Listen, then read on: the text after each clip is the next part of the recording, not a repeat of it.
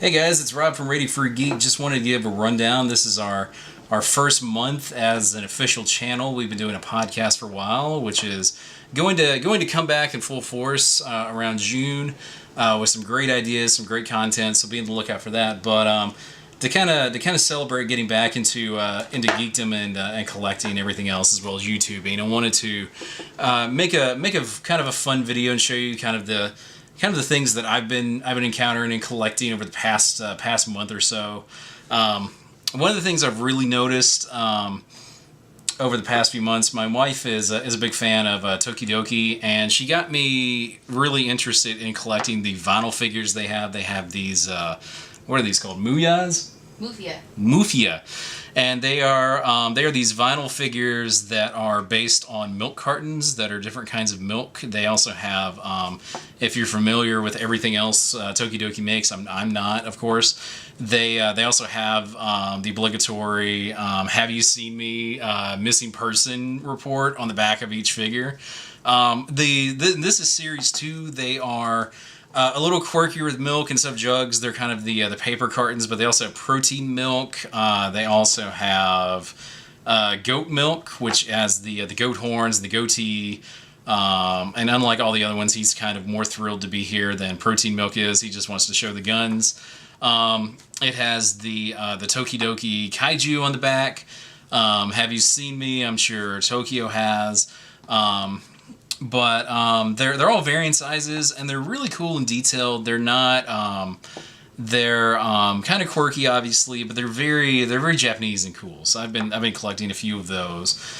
Kid Robot has done as they always do. They do these really great series of blind boxes, and I've also gotten some Tricky Cats. And these are little theme cats that are based around I guess, illustrators. I think these are house illustrators. Yeah, there's not a signature on them like they do with some artists. But these are really incredibly detailed figures. They all come with some kind of accessory. This one's messy from eating, and he's got these 2 corn dogs in his hand. He's covered in mustard. His shirt says it's time to party.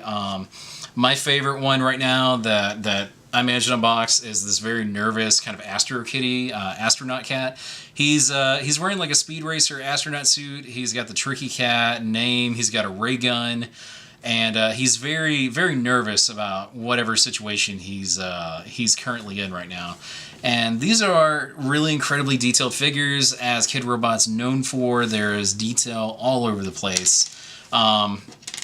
And this is one of a few series. There's a couple of other cats that I want to get. One is a money cat, and I really like these. And Kid Robot again is killing it with the kinds of things they're coming out with. There's a big Mecha Dunny that I want to get. That's a giant mechanized robot.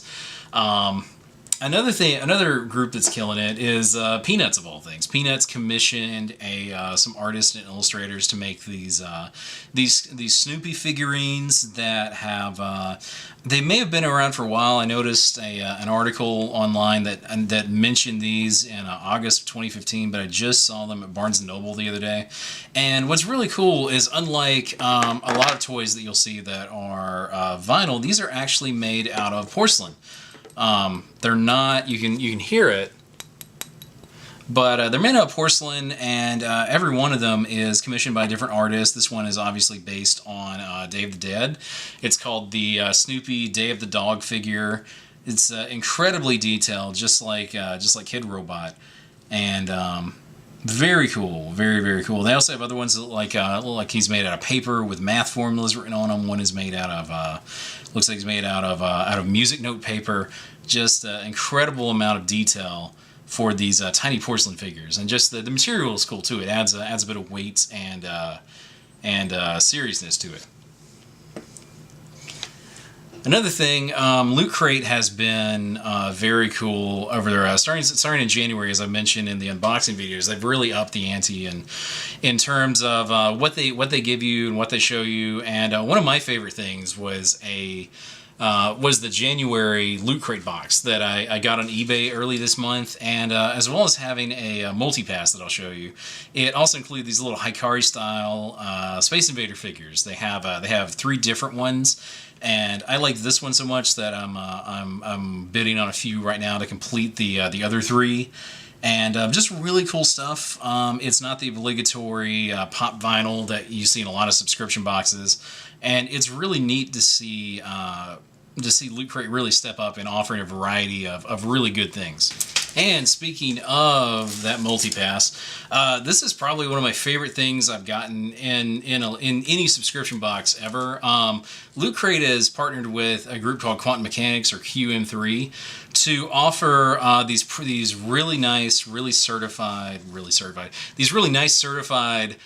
prop replicas. They were the guys who also made a tiny, I think 1/13 scale Terminator exoskeleton head back in October. They also did an Agents of S.H.I.E.L.D. badge that was taken straight from the printing press when they made the badges for Agents of S.H.I.E.L.D. that Patton Oswalt passed out on a case-by-case basis.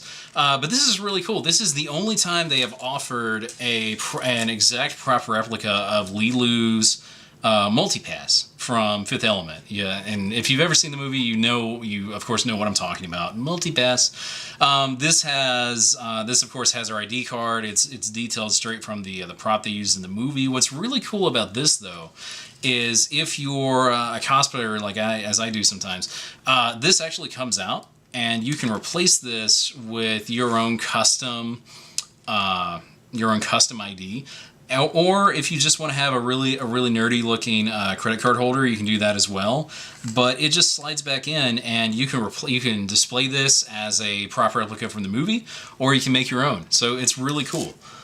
Another item that I picked up out of Loot Crate, I promise I'll stop talking about them soon, is also another Kid Robot product. This is from Loot Crate's amazing new DX box, and what this is a sculpture of Finn from Adventure Time. He's wearing Jake as a jacket. You can see Jake's legs and tail hanging off of Finn. Got his Finn backpack and his hero sword, and then BMO from the show is an MP3 player. And this actually glows in the dark. It's a Loot Crate variant of a statue that Kid Robot either already has or is about to release, and just really cool. Again, this is yet another thing to display.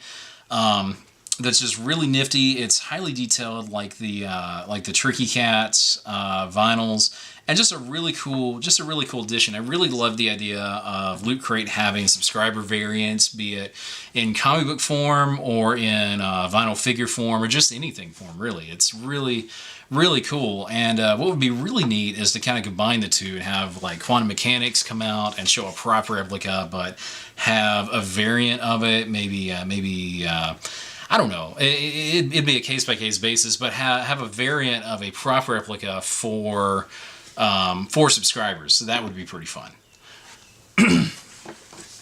As well as vinyl figures, this month has been a huge month for sequels to existing franchises.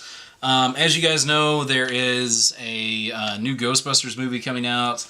Despite how you feel about that, good, bad, or ugly, what is fantastic, no matter how we cut it, is the new Ghostbusters International series. And this, you'll be happy to know, continues the story of the original movies with Dan Aykroyd and Bill Murray.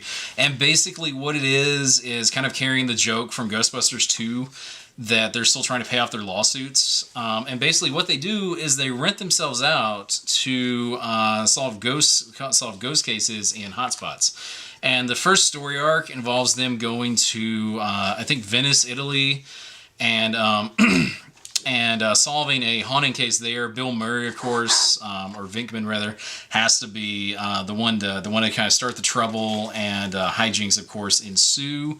So this is a great series. If you're a fan of the original movies, let's be honest, who isn't? This is a really great continuation of this. This is only a sliver of the massive universe that IDW has done that continues the story of the Ghostbusters past Ghostbusters 2.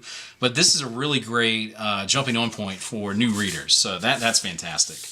Dark Horse Comics has also come out with. They did Alien, Predator, and Prometheus, Fire and Storm. Now they're doing these kind of staggered series. This one is Predator, Life and Death, which I don't think it's the same planet that Prometheus and that the movie Prometheus and the Fire and Storm comic series were involved in.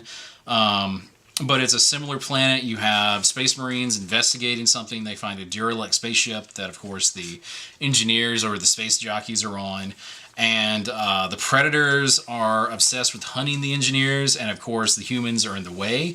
And along the way, the aliens come by, which is their newest series, which I think is called Aliens Ambush.